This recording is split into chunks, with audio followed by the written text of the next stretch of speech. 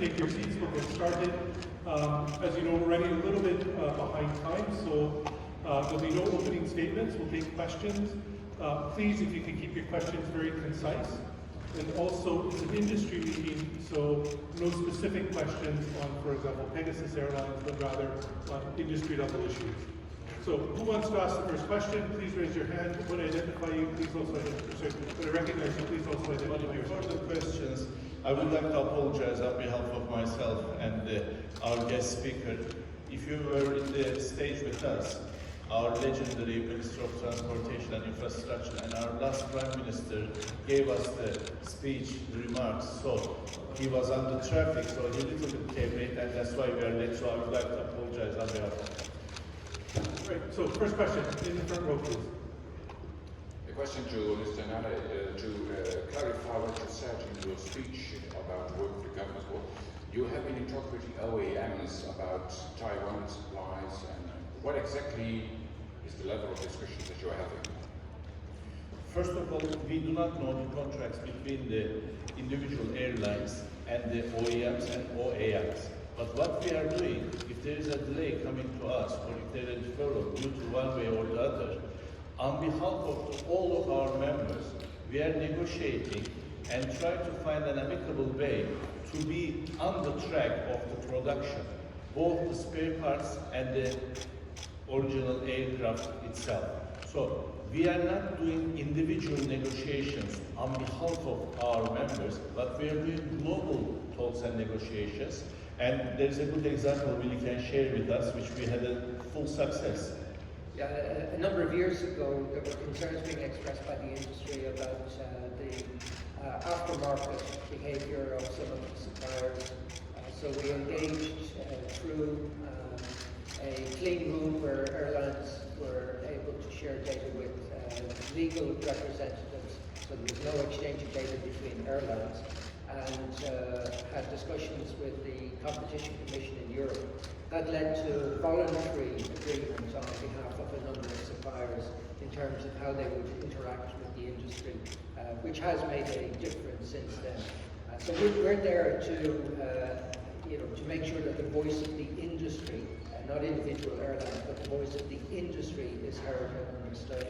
And our airline members have asked us to represent them in front of the OEMs to make sure that the message about the frustration they're experiencing is understood and is loudly delivered, and that is exactly what we will be doing. Okay, we'll take a question on this side. Hello, my name is Tanya Saadi. I'm from S&P Global Commodity Insights. I have a question for Mr. Willie Walsh in terms of jet fuel costs. It's a thorn in the airlines. Given that you cannot control oil prices and constrained refining capacity, what can airlines do to lower their jet fuel costs? Is oil hedging an option? If it is, should many airlines do it, not do it? And what's the outlook for jet fuel costs or cracks this year, given the trajectory of oil prices and the refining capacity that's existing today? Thank you. Yeah, thank you. As you know, some airlines do hedge their fuel, and there are a number of hedge instruments available, but there are many airlines who don't hedge and believe that it's a better option for them to just accept exposure to the movement in the spot price of fuel. So there's no correct way of doing it. As I said, some airlines like to hedge, others don't. Hedging, where it is engaged by airlines, is done to provide some sense of predictability in terms of the price. It's not speculating on the price of fuel, because none of us know what the price is going to be next week, never mind next month. What we believe is, looking at the macroeconomic trends, we have estimated that, in our opinion, the crude price will be somewhere in the order of $80 US, and we expect crude price to be $80 US and jet to be $98.50. So for 2023. Excuse me. So that is clearly lower than it was last year, where we saw the crude price average at $101 and and jet price averaged at just under $136, $135.60. So we are seeing the price of crude and the price of jet moderate in 2023. So as I mentioned in my speech, the crack spread has been at the highest levels we've seen during 2022, up to 60%. During the period 2010 to 2019, the crack spread averaged about 17%. So we see 2023 being more aligned with the longer term average of the industry in terms of fuel. Thank you. I'll also note that at lunchtime we'll have our chief economist here, so for really detailed questions about the outlook, I think you've all received the release. She'll be here around to answer detailed questions at that time. Question in the second one. Owen Carey from Dublin in Ireland. For Mr. Walsh, what in your how would you summarise what happened and what went wrong with Europe's airports last summer, particularly the big connecting hubs? And the second question, with the National Day of Action again in France tomorrow, what do you anticipate is going to happen this summer, and what can your member airlines do about it? Yeah, thanks, a great question. I think it's clear that airports and indeed some airlines underestimated the pace of recovery in the industry last year. And that caused problems getting capacity in line with what they had expected. Now, some of these, I think, problems were genuinely unforeseen. For example, we know in Europe there were a lot of difficulties getting new employees through the security check process. That was taking much longer in 2022 than 2021, 2022 than it had traditionally taken. And that meant recruiting people became a major challenge for airlines. I'm pleased to say, speaking to airline CEOs, there are very few, if any, expressing any concern about the levels of resources that they have available. I think the same applies to most of the airports. So I expect airlines and airports will have addressed their resource issues. We do have serious concerns about air traffic control. We've already seen capacity reductions forced upon the industry in the US. We are seeing disruptions in Europe that go well beyond what we would have deemed normal for this time of the year. And in France in particular, we have the chaotic situation where we're seeing almost daily air traffic control strikes, which doesn't just disrupt traffic in France, but disrupts traffic right across Europe because it forces airlines to reroute their aircraft to other countries to avoid French airspace. So I have to say this is the cause of extreme frustration for airlines. And I think the system in France really does need fundamental review. At a minimum, we have called for aircraft to be facilitated to overfly France. So if France wants to shut down its country, fine, but it should not have such a significant impact on other countries who are trying to overfly France. So we will continue to argue for either better predictability in terms of the availability of resources in French ATC, or some system that would enable us to more efficiently bypass France when these strikes take place. Other than that, I have to say, not a lot that airlines can do other than to prepare to deal with the disruption that is forced upon them. So while you might have been fair to be critical of airports and airlines last year, I don't think it's fair to be critical of airports and airlines this year when the cause of the problems they encounter is completely outside of their control, particularly from air traffic control, where the correct number of resources have not been made available. Okay, we'll take a question on this side of the room. And just a reminder, if we're tight for time, if you can pick your best question rather than two or three, that would be much appreciated. And I will try and make my best answer. Thank you, sir. My name is Erik Vrijsen. I work for EW Weekly Magazine in Amsterdam, the Netherlands. I have a question to Mr. Walsh, because he mentioned twice in his speech Amsterdam Schiphol Airport for their high tariffs and bad behavior. Could you please elaborate a little bit on that? What exactly is going wrong over there? And could you describe Schiphol as being the worst airport in the world or in the continent? Yeah, I think From an industrial point of view. Yeah, I think I'm going to have to answer this one because I love talking about airports, and as many of you know, I used to love talking about Heathrow and hold them up as an example of the worst airport in the world. Schiphol now holds that prize. It was absolutely pathetic in 2022 that the airport could not get their resources in place. The disruption caused to airlines was completely unacceptable. The pressure put on airlines and our customers was something that was terrible to witness during 2022. So performance was dreadful, and at the same time Schiphol is insisting on increasing their charges. And then we have the combination of Schiphol wanting to increase their charge, providing poor service, with the decision of the government in the Netherlands to impose a capacity reduction.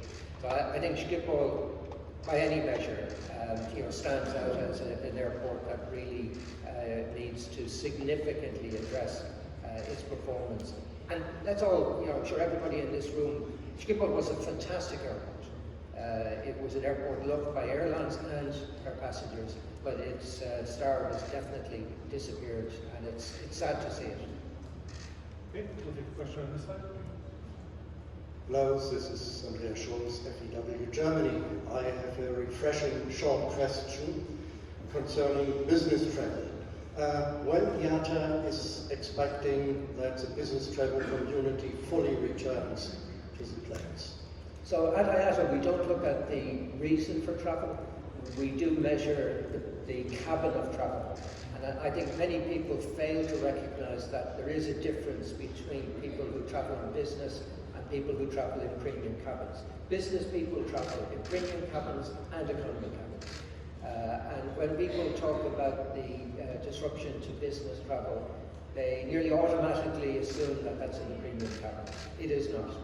What we are seeing is premium travel, as you will have heard, has recovered slightly faster and definitely in line in the last couple of months with economy travel. In 2019, premium travel, so these are people who travel in first or business class, international premium travel was 7.6% of total travel.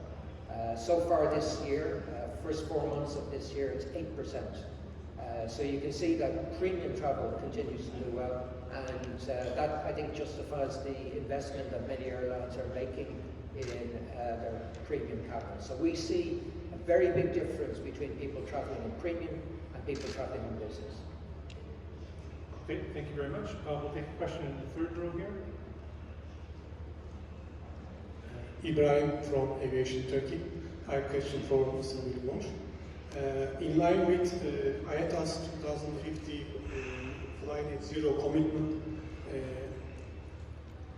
airlines around the globe are doing their best to utilize SAF, sustainable aviation fuel, in their specific flights.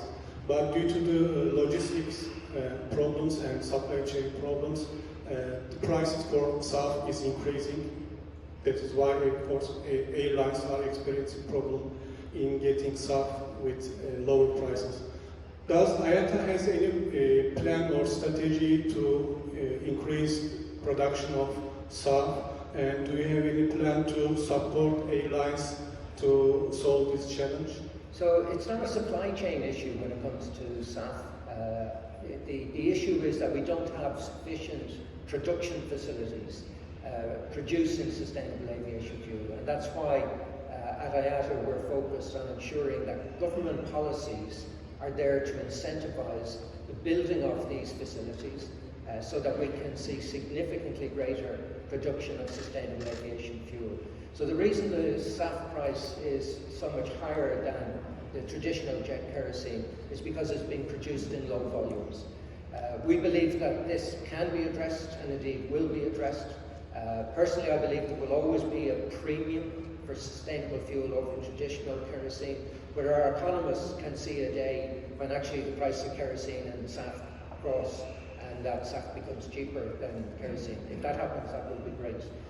So we are continuing to call on governments to understand the opportunity that exists for countries to incentivize the production of sustainable aviation fuel. And as I said in my presentation, the industry, airlines have bought and used every single drop of SAF that was produced. And in 2022, we estimated that that came at an additional cost of $350 million US. So airlines will buy the product. What we want is we want to see the product produced in greater volumes. Yeah. So we need your support, ladies and gentlemen, at this point.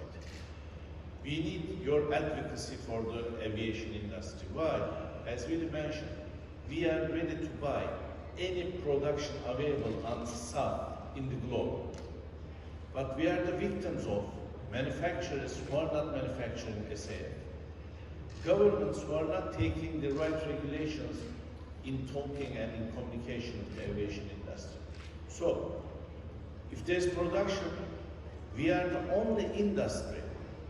Last year, during IATA summit, announced 2050 carbon emission zero target.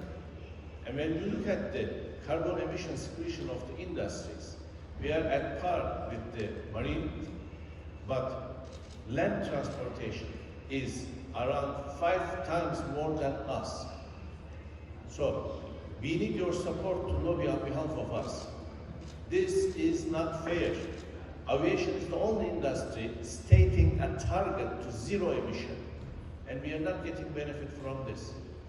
We are becoming victims of it because of the manufacturers and because of the decisions taken by the government not consulting with the aviation industry. Okay, we'll take a question on this side of the room.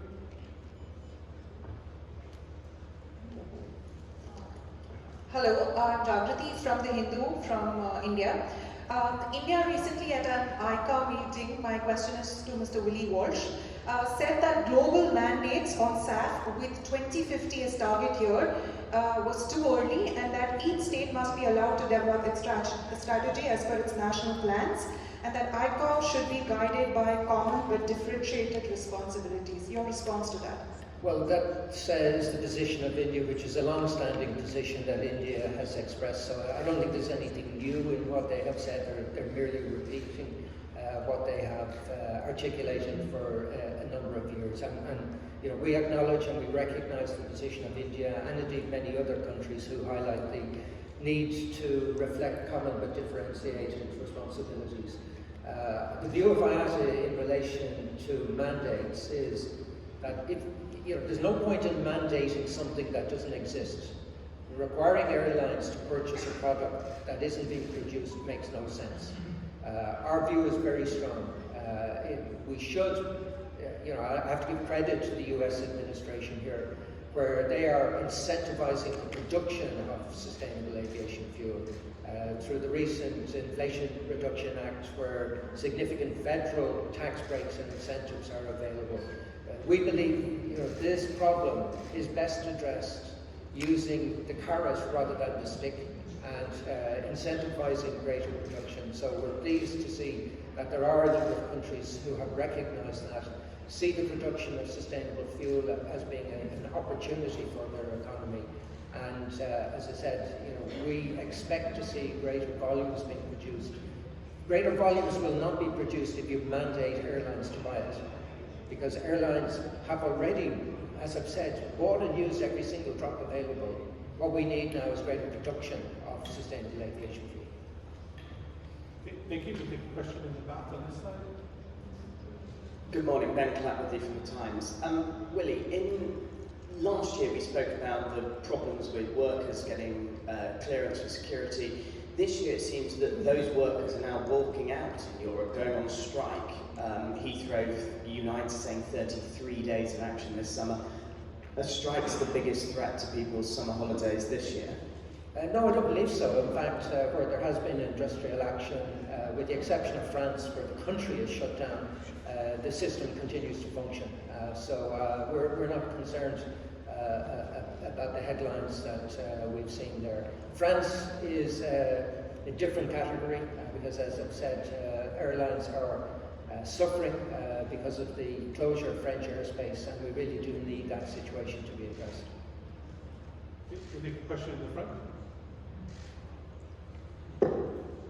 Hi, Laura Westbrook with the South China Morning Post. A question for Willie. Last year, you said Hong Kong had fallen off the map as an aviation hub and it would not regain its status until 2028. Is that still your assessment, given that Hong Kong's now reopened its restrictions? Yeah, I think it's great to see Hong Kong reopen. I think it's great to see Cathay rebuilding its network. I think they've recognised that it's like most airlines, if not all airlines, rebuilding your schedules and your network is far more complex than maybe people believe. So I think Cathay will be operating at about 60% capacity this year as they retrain their pilots, many of whom have not flown in the past 2 years. So it will take time to recover. You know, when I gave an estimate of the length it would take to recover Hong Kong, it wasn't based on science. It was just a feeling that given where Hong Kong was relative to what was happening in the rest of the world, it was certainly going to take them a lot longer. I still believe it will take them a lot longer, but I am really pleased to see that it is now open, it is rebuilding, but I think it has lost an awful lot of ground, and that lost ground is going to take time to recover. I will be in Hong Kong the end of July, beginning of August, so I'm looking forward to visiting and to see firsthand what is happening there. And we will be there to support our airline members and indeed the system in Hong Kong as they try to rebuild. But I think, as you said, that's going to be a very difficult and challenging task. Thank you. Next question from... Yeah. Thank you. Tanguy Guénère with Agence France Presse in Paris. Mr. Walsh, several airlines in the US and Europe are complaining about unfair competition from carriers that still can fly over Russia, allowing for shorter and cheaper trips on the same routes to Asia. Did the issue come up in the meetings here, and does IATA have a position about it? Well, IATA does not have a position other than to say we would like to see Russian airspace open to everybody. And clearly we would like to see the war in Ukraine end and peace return to that region. I think we're all appalled by the scenes that we continue to witness in Ukraine, and we want to see that stopped, and we want to see the aviation system return to normal. And I think that's the best thing for everybody. We recognise that our industry often suffers at the hand of political decisions. We would prefer to see everybody being in a position to be able to compete equally, but that is a political decision that can only be addressed once peace returns to Ukraine. And again, I know I express the views of all of my colleagues that is what the industry wants to see. Take a question in the second row. I'm Bilkis Bahari from New Straits Times, Malaysia. The usage of sustainable aviation fuel in Asia Pacific is not as high as in other regions such as the US or Europe. What would IATA do to encourage more Asia Pacific airlines to use higher amount of sustainable aviation fuel? First of all, the usage of the aviation fuel is related one-to-one with the production in that respective country. So, in general, what we're trying to say to all the governments, if they want to incentivize the production for the sake of the environment, carbon-free environment, this is the right time to do it. So, the individual governments must and have to support and incentivize the SAF manufacturing in their respective countries, and by this way we can achieve. For example, in Turkey there is no production and we are importing the SAF from abroad. And we speak with the government, and according to that we spoke with the respective companies, and they started the manufacturing facilities, and we're going to have our own production. The difference is, do we have the production or not? That's the main point.